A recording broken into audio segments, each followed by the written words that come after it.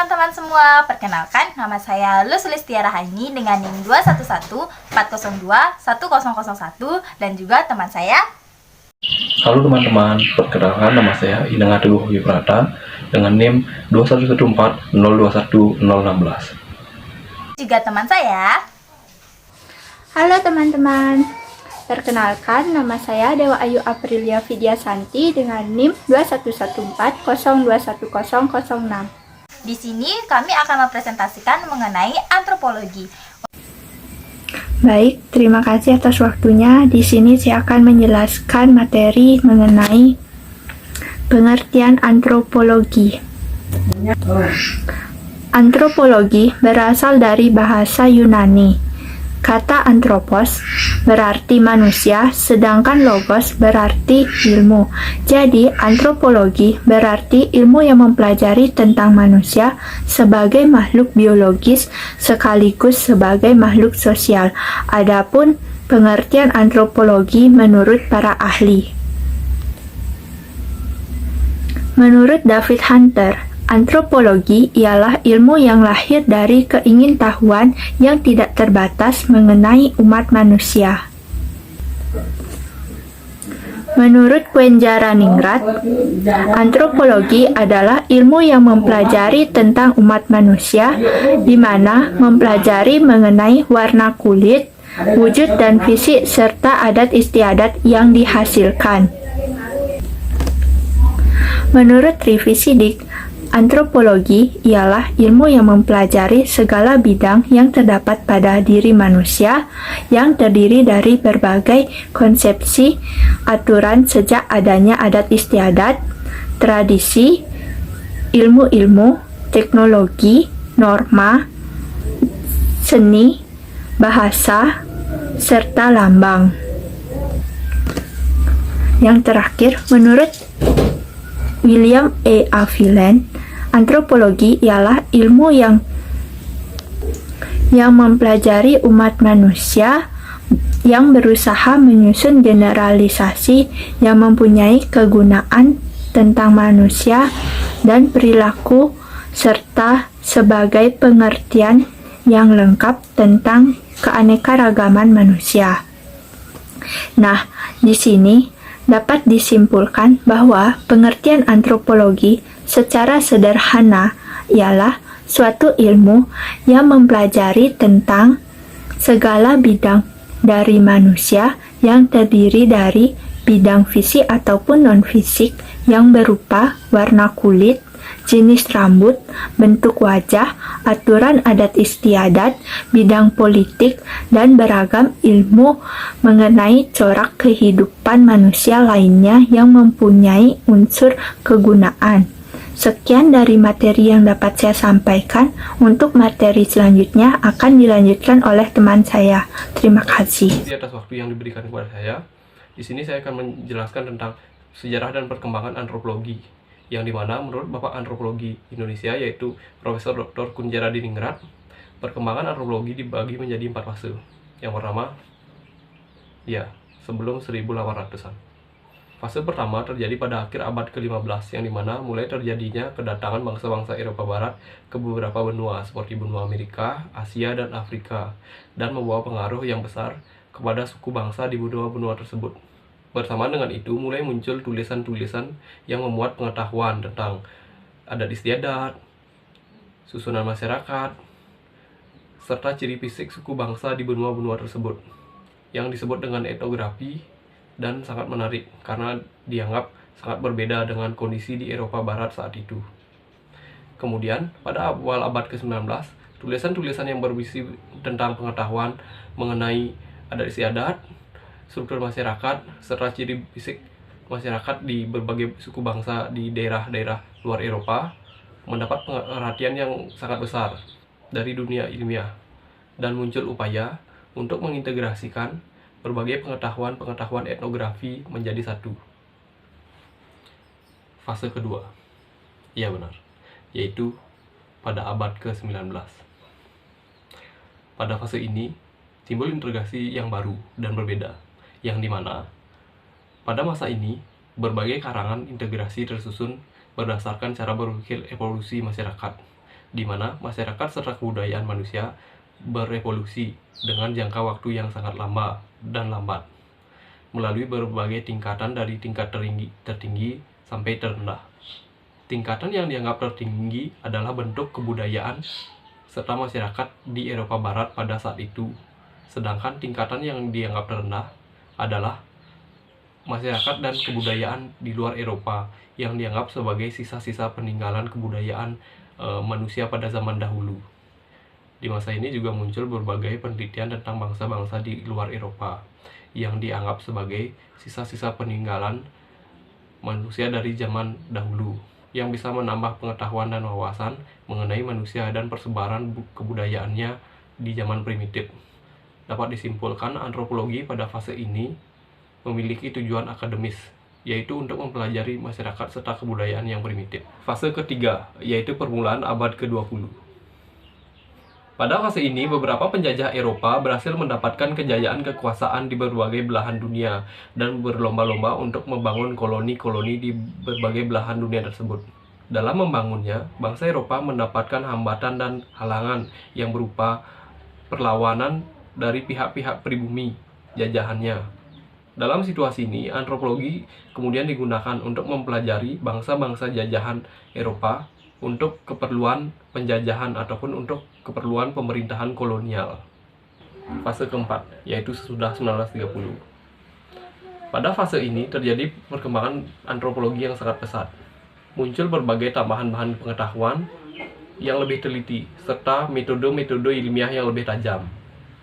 Kemudian, di masa ini terjadi dua perubahan besar, yaitu mulai hilangnya suku-suku primitif dan adanya antisipasi terhadap kolonialisme setelah terjadinya Perang Dunia Kedua. Beberapa perubahan tersebut kemudian membuat ilmu antropologi seperti kehilangan lapangannya. Hal ini kemudian memunculkan dorongan untuk mengembangkan berbagai pokok serta tujuan baru antropologi tanpa menghilangkan warisan-warisan antropologi dari ketiga fase sebelumnya. Kemudian pokok penelitian antropologi mulai berubah dengan mempelajari manusia di daerah pedesaan dan tidak lagi hanya mempelajari bangsa-bangsa primitif. Sekian dari materi yang dapat saya sampaikan. Untuk materi selanjutnya akan dilanjutkan oleh teman saya. Materi yang selanjutnya, tujuan dan kegunaan antropologi. Sebagai ilmu mengenai umat manusia, antropologi melalui pendekatan dan metode ilmiah untuk menyusun sejumlah generalisasi yang bermakna mengenai manusia dan perilakunya.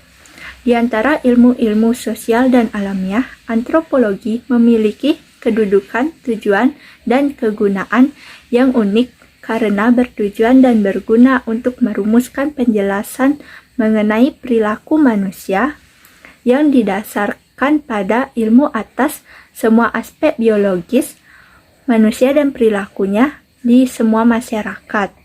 Akan tetapi, tidak hanya manusia Eropa dan Amerika Utara saja. Oleh karena itu, ahli antropologi menaruh banyak perhatiannya atas ilmu-ilmu terhadap bangsa-bangsa non-barat.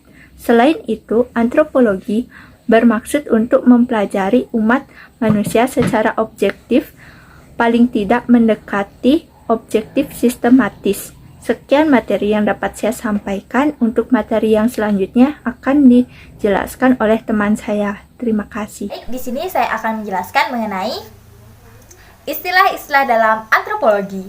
Yang pertama yaitu agraris, yang kedua yaitu akulturasi, yang ketiga yaitu antropologi, yang keempat yaitu antropometri, yang kelima yaitu arkeologi, dan yang keenam yaitu asimilasi. Agraris. Agraris adalah hal yang berkaitan dengan budidaya tanah. Akulturasi adalah penyerapan budaya asing tanpa menghilangkan budaya yang asli. Antropologi adalah ilmu yang mempelajari mengenai manusia dan juga kebudayaannya. Antropometri. Antropometri adalah ilmu yang mempelajari tentang pengukuran tanah manusia. Arkeologi adalah ilmu yang mempelajari tentang manusia sebelum mengenal tulisan. Dan asimilasi adalah proses pertemuan antara dua kebudayaan yang saling berinteraksi lalu mewujudkan suatu kebudayaan yang baru atau membuat suatu kebudayaan yang baru. Baik, Istilah-istilah dalam antropologi yang selanjutnya yaitu antropologi log. Antropologi log adalah ketimpangan kebudayaan. Yang selanjutnya yaitu kostum. Kostum adalah tata kelakuan yang kekal serta kuatnya integrasi. Yang selanjutnya yaitu deduktif. Deduktif adalah penjelasan sifat umum, lalu diambil kesimpulannya yang bersifat khusus. Istilah selanjutnya yaitu demonstration effect atau pola hidup yang menampakkan penampilan. Yang selanjutnya yaitu dialek. Dialek adalah variasi bahasa. Yang selanjutnya yaitu dinamisme. Dinamisme adalah kepercayaan terhadap kekuatan yang dapat mempengaruhi keberhasilan seseorang. Disintegrasi adalah pecahnya persatuan dan kesatuan. Empati adalah kondisi di mana proses psikologis perasaan yang mendalam. Baik, itu saja istilah-istilah antropologi yang bisa saya sampaikan. Kurang lebihnya bisa dilihat pada makalah yang setelah saya bagikan. Terima kasih. Baik, di sini saya akan menjelaskan mengenai disiplin-disiplin ilmu antropologi. Disiplin ilmu antropologi yang pertama yaitu paleoantropologi. Paleoantropologi ini adalah ilmu yang membahas asal-usul manusia atau evolusi manusia dengan menggunakan fosil-fosil manusia yang sengaja maupun tidak sengaja ditemukan sebagai bahan kajian. Paleoantropologi ini terdiri dari 3 kata yaitu paleos, antros, dan juga logos. Paleos ini memiliki arti yaitu tua atau kuno. Antros memiliki arti yaitu insan dan logos yang artinya ilmu. Jadi, ketiga ini membentuk suatu pengertian yaitu ilmu yang mempelajari mengenai insan atau manusia di masa lalu dan dijadikan suatu bahan kajian.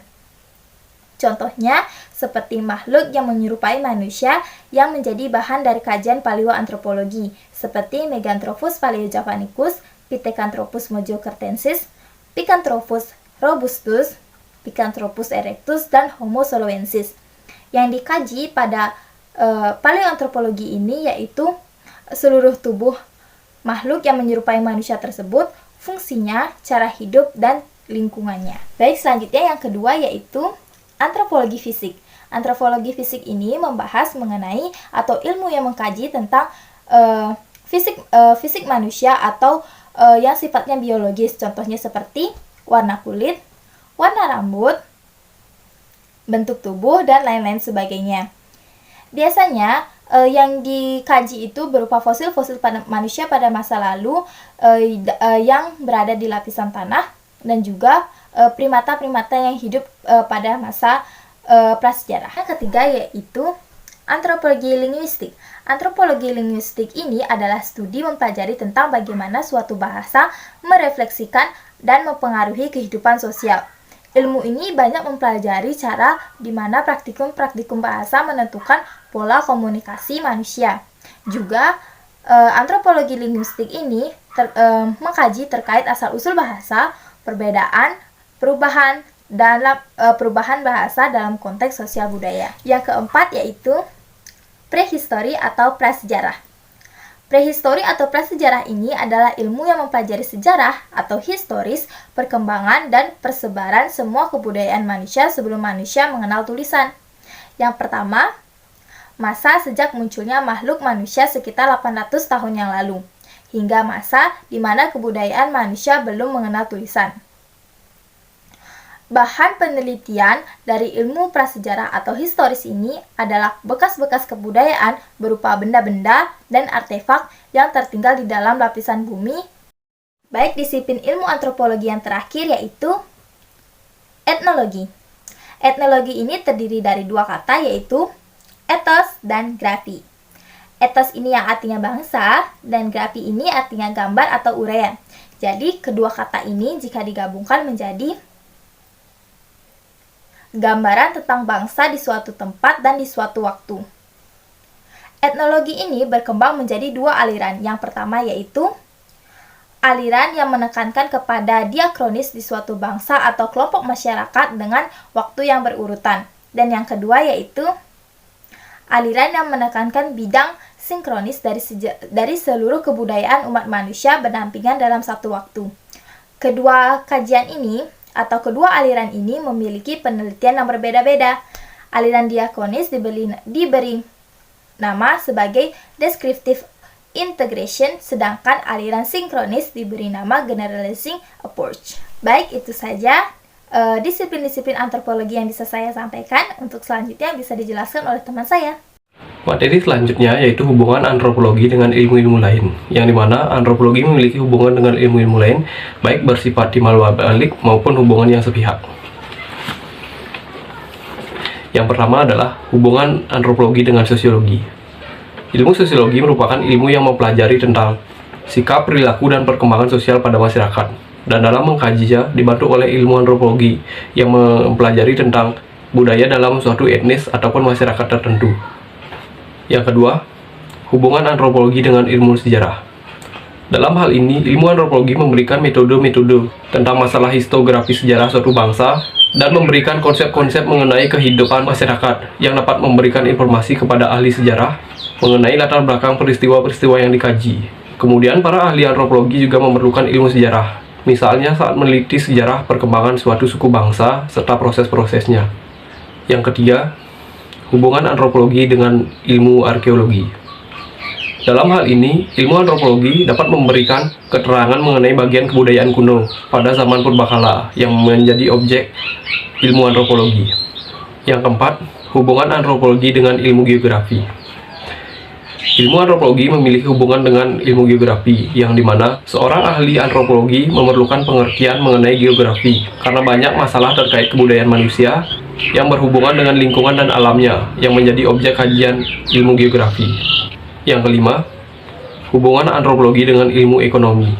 Ilmu ekonomi memiliki hubungan dengan ilmu antropologi yang dimana kekuatan, proses, hukum-hukum ekonomi, dan aktivitas ekonomi sangat dipengaruhi oleh pandangan, cara berpikir, serta sikap hidup masyarakat yang menjadi salah satu objek kajian dari ilmu antropologi.